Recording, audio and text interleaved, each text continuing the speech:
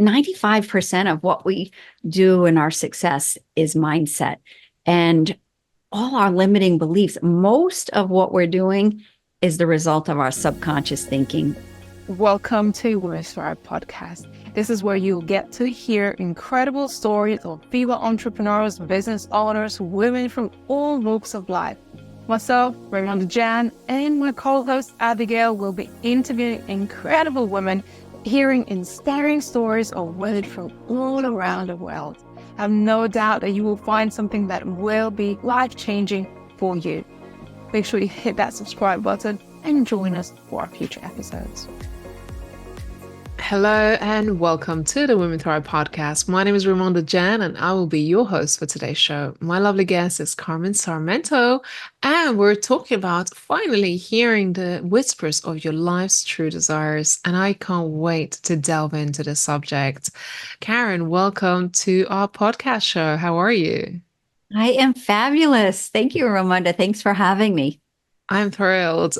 Today's conversation, I think, is so relevant and important to many women who might have achieved it all in life, but feeling like there is still more to go, but they can't really quite put it down to what it is that they're looking for. So my guest today is Karen Sarmento, who's a light-hearted and fun mentor for high-achieving and successful women who are looking to redefine the meaning of success. She loves to support women who have ticked all the boxes in life and they feel trapped inside living according to other people's expectations. She helps her clients go from feeling empty and unfulfilled to feeling confident, inspired, and ready to pursue their life's mission. Also, as a host of Meant for More podcast, she empowers women to listen to their inner voice and overcome their inner self-critic that often hold them back from creating the most powerful life. As a certified mindset mentor, she uses her own unique methodology that incorporates subconscious mind programming and powerful manifestation tools to help women bring their most desired life into fruition. Karen, lovely to have you here today. Thank you so much. Thank you for that wonderful introduction. I'm excited for this conversation. So, Karen, tell me a little bit more about the women that you support and why this is so important. So I work with women who are hard working, high achieving, and by societal norms, successful. And as you said, they've checked all the boxes. So life should be great and they should be happy. And for whatever reason, they're just not happy on the inside. So I work with women to help them redefine what success actually means to them. And all too often, it's focused around this expectations by society of what it means to be successful. And as a woman, I feel like oftentimes it's kind of a self-imposed boundary that we place upon ourselves. I feel like you're quite right there because when you look at around, there's expectations of you should be a mother, you should be educated, or you should be pursuing the career of everybody else's definition of success. And so we go and chase all of those supposedly our dreams, but really we're just trying to tick boxes and please other people sometimes, right? And try to feel good enough inside.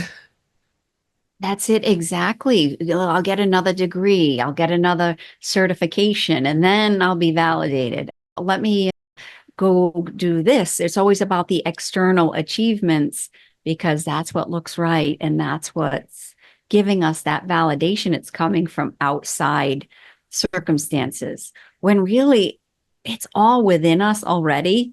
And we don't even need all that. And there's nothing wrong with all the successful boxes being checked and having degrees and having a meaningful career, but it's noticing what makes you actually happy. What does make Karen happy today? I'm proud of my career and I enjoy my work, but as a nurse practitioner, but what I really felt on the inside was like I had a greater purpose. And I was always afraid to pursue that because the limiting beliefs creep in. Who am I to do something outside of what's expected of me? So a lot of times we play small. What has really made me happy is listening to my inner voice and listening to it when it tells me that I might have a greater purpose or have a bigger mission in life, and actually taking action toward that. And when I started to actually do that, that's when I felt lit up. That's when I felt like I was making a difference. And that's when I felt like I'm showing up as a powerful version of myself, for not only for myself, but for my son and just to life in general. Because Mm. we feel like we do all those things, but when we're empty on the inside, we may not realize it, but we're not showing up powerfully to the people that matter. And also making true impact. Like I know from my own life experiences, as soon as I started to truly get aligned to what it is that I want, what makes my life meaningful, and I stopped pursuing everybody else's definitions of success, this is when everything changed. It was like a big turning point in my career that I was living for me, but also ultimately supporting those around me because I was living my purpose. I love that. I love that you used the word alignment because it's so important to be true to yourself when you're pursuing that mission. Sometimes the inner thoughts don't match what we're actually doing.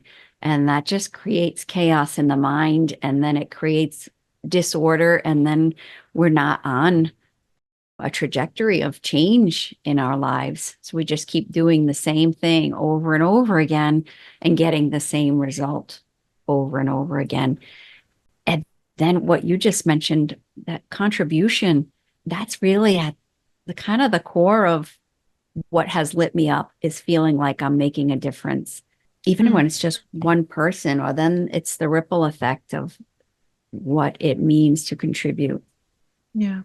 So now you use various powerful techniques in supporting your clients, and you went through your own journey really to discover your inner kind of discovery, inner growth. Tell me a little bit more about your journey as you went on to discover what really lights you up in life.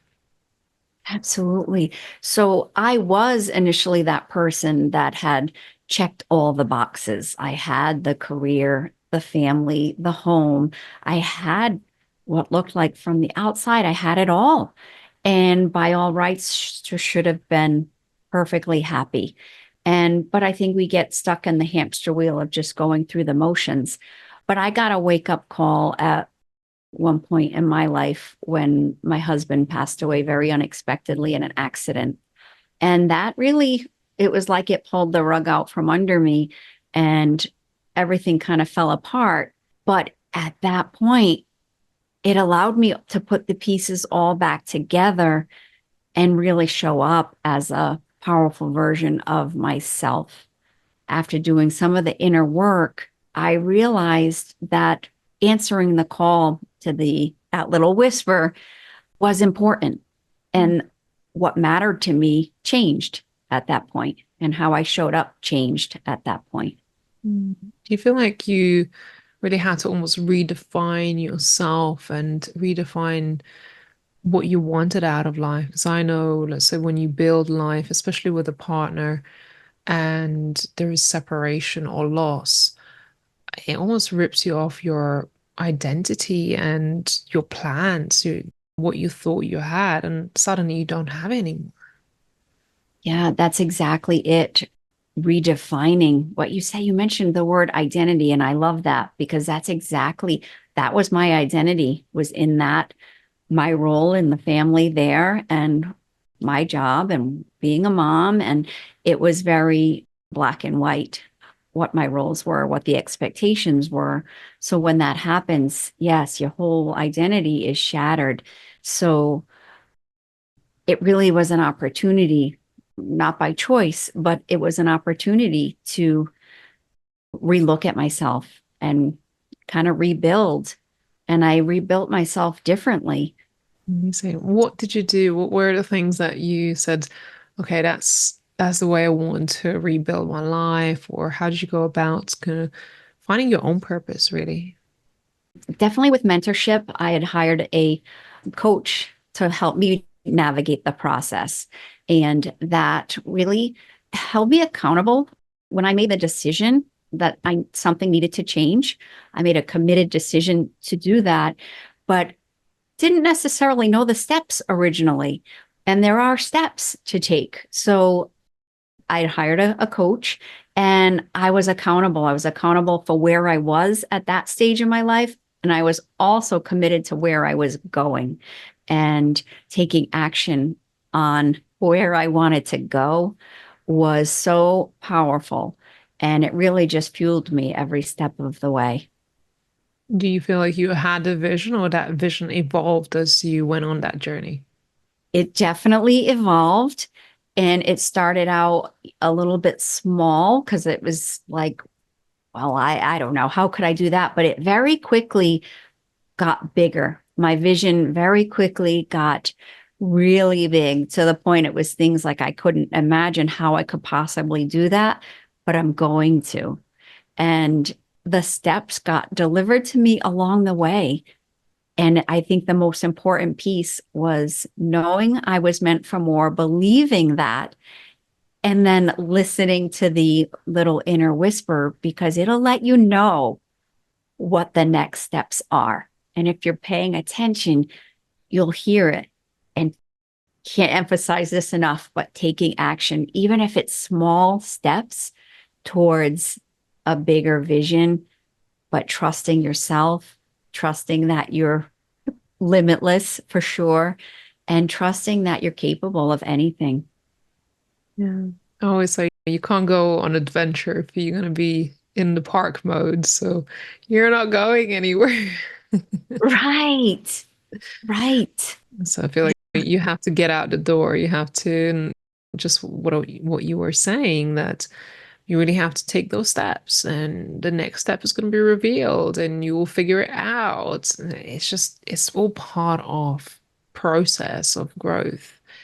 What were some of the perhaps more limiting beliefs that was holding you back, and you feel that your clients also struggle with now, of just even imagining what else is there for them, or how can they go about pursuing it if they feel a bit stuck and feel like not 100% happy where I am today? Yeah. I think many women have, whether it's a past that has held them back or just low confidence, low self-image, low self-worth. I think women get stuck in that place and it's like a thermostat. Say we'll use our self-image for example, but our self-image is like a thermostat. You can't outperform it. So it's set in a certain place, which is like the self-imposed boundary. So you don't typically do less than that, but you don't typically do more. So limited self-image, limited results. And I think when women start to work on that, it really changes what they start to attract, what they start to do. So I think one of the biggest challenges is recognizing the limiting beliefs, catching them, and creating new neural pathways that actually allow for change. And it's a Mm. process. And what do you help women do specifically? I help women first to really tune into themselves, to be aware. Often we're not even aware of what we're doing, why we're doing it. We don't question anything we think or do. And we really have to be aware of what are we thinking? What are we saying to ourselves? What are we thinking when we look in the mirror? And really telling a different story and putting things on paper. What do I want? How do I want to show up? What are my goals? Writing goals on paper and then determining who do I need to be to achieve that goal? How does she show up? How does she walk, talk, dress? How does she handle conflict? How does she walk in a room? Put it all on paper and then start showing up as her. You can really shock your system and just start doing things differently. I find that a lot of women who are in a positions of leadership don't call themselves as leaders, because maybe they imagine that a leader should be someone else, but not them, right? But yeah, people are looking up to them and they are inspirational, they are powerful, they are influential, yet they don't define themselves as leaders. And that's really interesting when it comes to that self image, right? The way we see ourselves. And I find that it happens quite a lot with women. I love that you said that. It is very interesting. You probably have seen this, but I've seen women or I've worked with women who I see them so differently than they see themselves. I Mm. see like this powerful, confident, successful woman, but yet they see themselves as like, who, me? Like they just feel small. Yeah. And it's like deflecting who they truly are. I think maybe not even believing. And I know even for me, there was a moment in time where the self-image that I had, even though I wanted to be successful and I was ambitious, but almost what I achieved have not really caught up with my mind yet. And I'm like, am I really that person? That imposter syndrome creeps in. So I actually had to do inner work on that to be able to step into that version. I think it's so powerful to step into that version, but sometimes we can't do it on our own. Yes, I agree. We just can't quite see ourselves in that bigger light. It's Mm. simple as accepting a compliment, or we feel the need to make ourselves small or dim our light or don't shine too bright because people will think you're obnoxious. So therefore we don't. Yeah, I think it's really exercise, almost exercising that muscle and putting yourself out in environments and situations where you are testing your limits, you are challenging yourself, whether let's say you want to be a speaker and you put yourself out on a stage, because speaking tends to be one of the scariest things that you could do. And you may not even see yourself as a speaker, but hear someone ask you, hey, can you deliver this workshop or just talk? And all of a sudden you have to put yourself on that stage. And I feel like that's whatever that situation is, just stretching your limits and just showing yourself that, oh my God, I can do so much more than I thought. I may have never identified myself as a speaker or a leader or a coach. And here you are doing all these amazing things. Right. So, yes, doing the thing that is scary, that gives you so much power when you take a step that was uncomfortable. And change is uncomfortable. So, it is somewhat of an uncomfortable process of unbecoming what you've become over the course of a lifetime. So, embracing that change and the fact that it is a little bit scary. So, what's the power of subconscious mind programming that we've talked about earlier? Or I mentioned it in your bio that you work with some of the tools for subconscious mind. What's the role of it? Yeah. So the subconscious mind, 95% of what we do in our success is mindset. And all our limiting beliefs, most of what we're doing is the result of our subconscious thinking. So we don't even realize why we're doing some of the things we're doing and what's the whole basis for it. And oftentimes it doesn't even make sense. If we really start to question our limiting beliefs, they've been ingrained in us over the course of a lifetime through first through our families and friends, society, our jobs. So we've created a really hardcore set of beliefs that we've now framed our life around. And oftentimes it doesn't make sense. So starting to question those because you can change all of that. The power of the subconscious mind is just truly limitless. And it takes some time. Those beliefs were cultivated over the course of a lifetime, but it can absolutely be changed. I think that's where the work really comes in. Whilst we were conditioned a certain way and the environment that we maybe grew up in or lived our entire lives, this is where challenging ourselves and saying, you know what, there's more to life. And I see perhaps other people doing better, and maybe that's triggering you. Or, why can't I do that? That's where that growth happens when you start to challenge yourself and your beliefs, especially beliefs about ourselves. Oh, yes.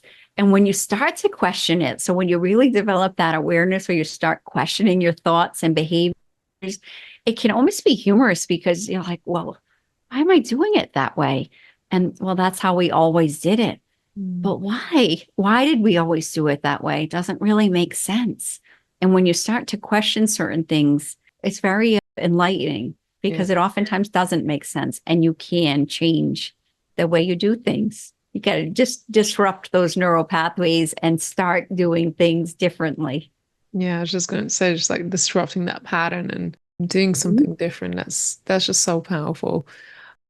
So you also implement manifestation tools, and I'm quite curious about that. So it's actually really fun because with manifestation, it isn't about just stating affirmations and just repeating things over and over again or writing things down over and over again.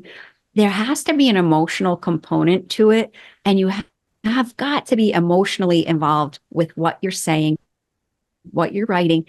And what's really important is acting as if before you have the actual thing that you want.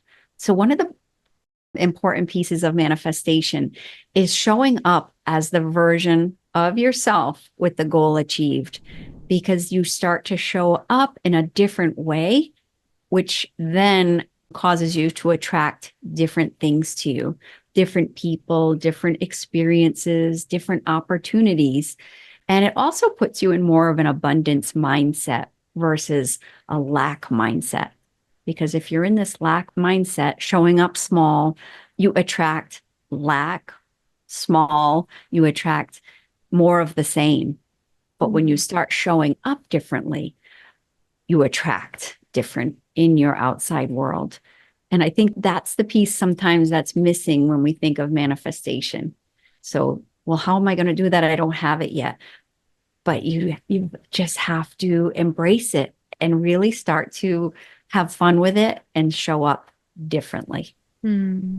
Oh my God, you said so many things there, and like you almost have to. So I'm gonna say you gotta see it to believe it.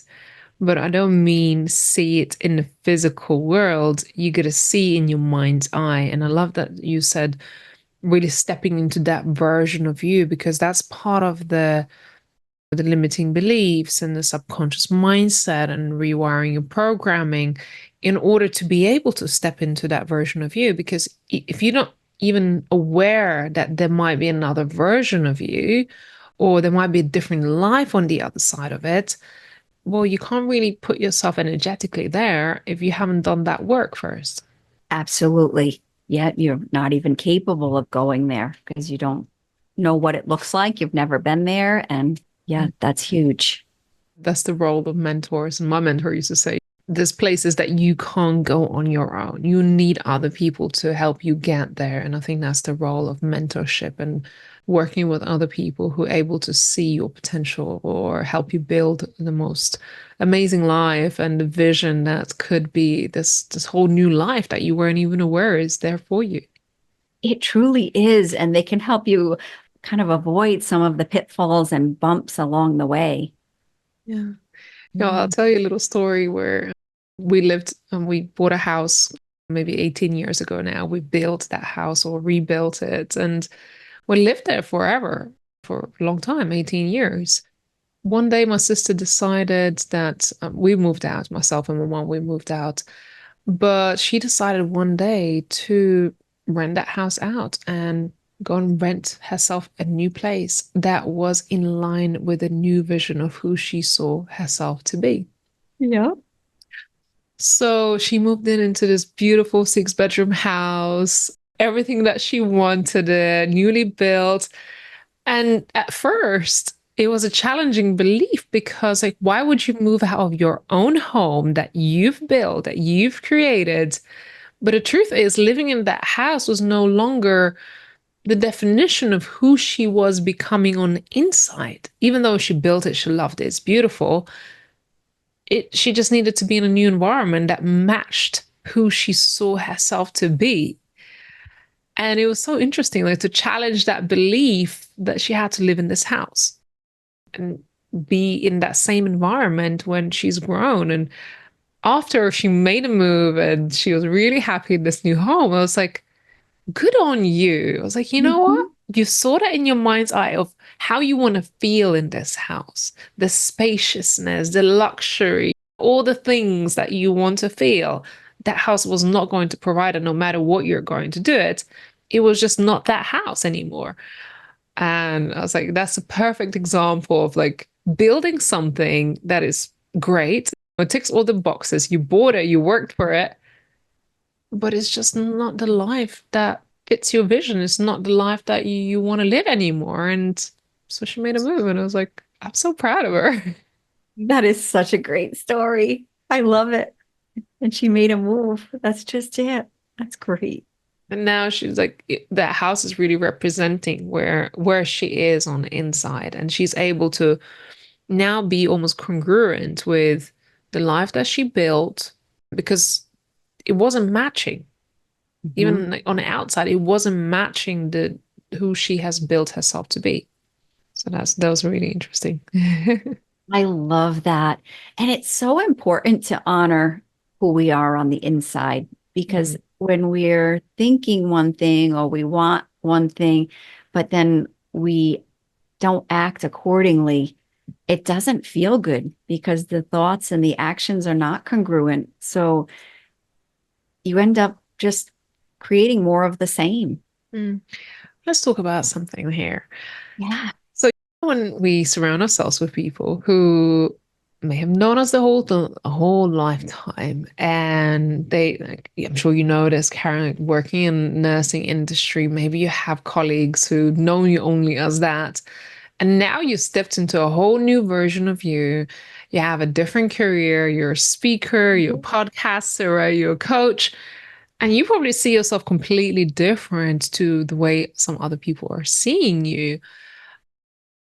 How to kind of navigate that when on the inside you've grown past that and you're starting to make those life shifts, but then there are people who are still expecting you to be a certain way, and that's where that people pleaser and living up to people's expectations kind of still keeps pulling us back.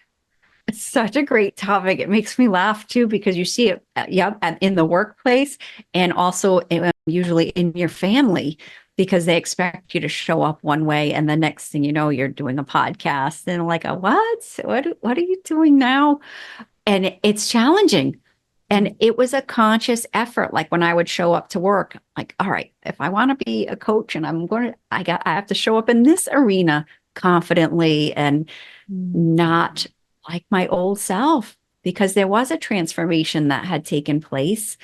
But it's very easy when you put yourself back in those circles to fall right back into who you're expected to be in that circle. So showing up differently is, it can be a challenge, but Mhm. I always said to have fun with it and be aware that, okay, this is a challenge, but I'm showing up as myself, the version who I am and who I'm meant to be. And people are receptive to it. People overall want to see you grow and are open to it. I think we hold ourselves back more than anything.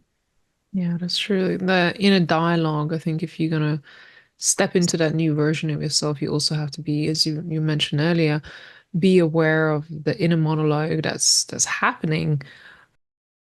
And it has to be like an overall transformation, whether it's your Mhm. environment, your mindset, your behaviors, your beliefs, the way you see yourself. And eventually it starts to happen.